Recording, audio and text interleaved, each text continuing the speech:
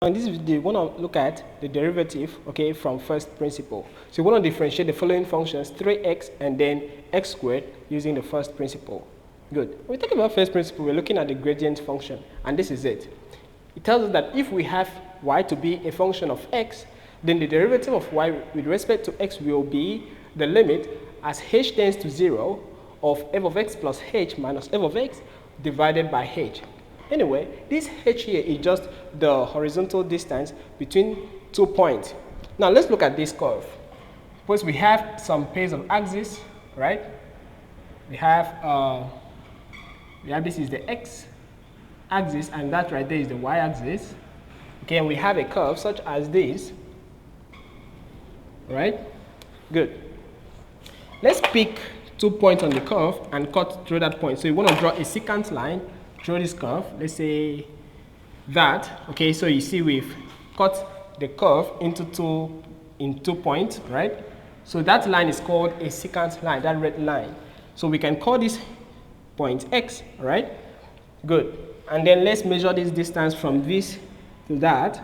We can measure this distance. It is this distance, all right?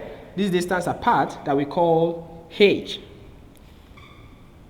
All right, so we call that horizontal distance h. Great. And since the horizontal distance is called h, then, and this point is called x, then that tells us that this other point will be called x plus h, all right? Just by adding the distance to this first point, that will take us to the second point. Good. We can get the corresponding y values. If x is here, then we put it into the function y equals to f of x. This is just going to be f of x. And then when x is x plus h, the corresponding output will be f of x plus h. Good. Now, considering the gradient of this secant line, all right, the gradient of this secant line will be given to us to be gradient. Put it down here. Gradient is going to be, so now by calculating gradient of a curve, we have it to be the rise, that is f of x plus h, right? F of x plus h minus f of x, that is rise over run, right? Over the distance apart between these 2 points. So the distance they just measured to be h. So that is the gradient of the secant line. Good. Now to find the gradient of this curve at this point x, we need to look at the gradient of a line tangent to that curve at that point x.